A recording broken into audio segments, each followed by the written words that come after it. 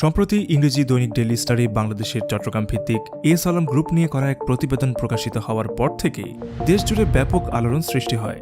এ সময় যাকে নিয়ে সবচেয়ে বেশি আলোচনা হচ্ছে তিনি হচ্ছেন এস আলম গ্রুপের চেয়ারম্যান জনাব সাইফুল আলম মাসুদ। কিন্তু কে এই এস আলম? আজকের আয়োজন এস আলমকে নিয়ে। ১৯৬০ সালে চট্টগ্রাম জেলার পটিয়ায় জন্মগ্রহণ করেন সাইফুল আলম মাসুদ। তার বাবা মোজাহিরুল আনোয়ার ছিলেন বাংলাদেশ ব্যাংকের একজন কর্মকর্তা। ৭ ভাই এবং ৫ বোনের মধ্যে তিনি ছিলেন চতুর্থ। পড়ালেখা সম্পূর্ণ করে সাথেই মনোনিবেশ করেন ব্যবসাতে। শুরুতে অল্পতে যাত্রা শুরু করলেও নিজের মেধা ও মননে একে একে পরিবহন, সিমেন্ট, ব্যাংকিং, ভেজিটেবল অয়েল, চিনি পরিশোধনাগার, পাওয়ার প্ল্যান্ট সহ বেশ কয়েকটি ফ্যাক্টরি গড়ে তোলেন। পরিবহন শিল্পে তার প্রবেশ এস আলম বাস সার্ভিসের মধ্য দিয়ে। বর্তমানে তিনি ফার্স্ট সিকিউরিটি ইসলামী ব্যাংকের চেয়ারম্যান। এছাড়াও বর্তমানে বাংলাদেশের কয়েকটি ব্যাংকের শেয়ার হোল্ডার হিসেবেও আছেন। এর মধ্যে রয়েছে union bank, NRB global bank, ইসলামী ব্যাংক বাংলাদেশ, আল আরাফা ইসলামী ব্যাংক, বাংলাদেশ কমার্স ব্যাংক এবং সোশ্যাল ইসলামী ব্যাংক। এস আলম গ্রুপ এবং চীনা প্রতিষ্ঠান সেফকো 3-র যৌথ উদ্যোগে চট্টগ্রামের বাঁশখালীতে স্থাপিত হয় SS power plant. ৭০% S Alam group মালিকানাধীন প্রতিষ্ঠানটি ২৪ মে ২০২৩ থেকেই ১ মেগাওয়াট বিদ্যুৎ উৎপাদন শুরু করে। এটির বাজেট ছিল ২৩,০০০ কোটি টাকা। দেশের প্রথম বেসরকারি টেলিভিশন চ্যানেল ২১ টেলিভিশন এবং নন ফিকশন চ্যানেল নেক্সাস টেলিভিশনও এস আলম গ্রুপের মালিকানাধীন। দীর্ঘ ব্যবসায়িক জীবনে বিভিন্ন ধরনের শিল্প প্রতিষ্ঠান এবং দেশ বিদেশে বিপুল পরিমাণ অর্থ বিনিয়োগের মাধ্যমে তিনি নিজেকে প্রতিষ্ঠিত করেছেন একজন সফল ব্যবসায়ী, উদ্যোক্তা এবং শিল্পপতি হিসেবে। পাশাপাশি দেশের বেকার জনগোষ্ঠীর কর্মসংস্থানের মাধ্যমে জাতীয় উন্নতিতেও রেখেছেন গুরুত্বপূর্ণ ভূমিকা। গত রমজান মাসে দেশের মূলধারার গণমাধ্যমগুলোর তথ্য অনুযায়ী ভোগ্যপণ্যের ৫০% পণ্য আমদানি করেছে এস আলম গ্রুপ।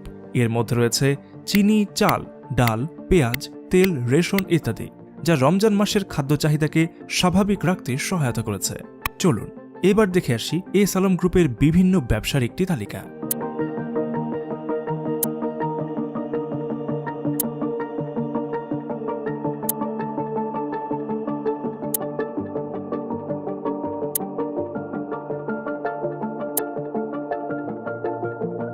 মূলত জনসম্মুখে তিনি বিপুল প্রভাব প্রতিপত্তির অধিকারী হলেও ব্যক্তিগত জীবনে তিনি যথেষ্ট দানশীল ও পরোপকারী স্বভাবের একজন মানুষ। সামাজিক দায়বদ্ধতার অনন্য নজির স্থাপন করেছেন এস আলম।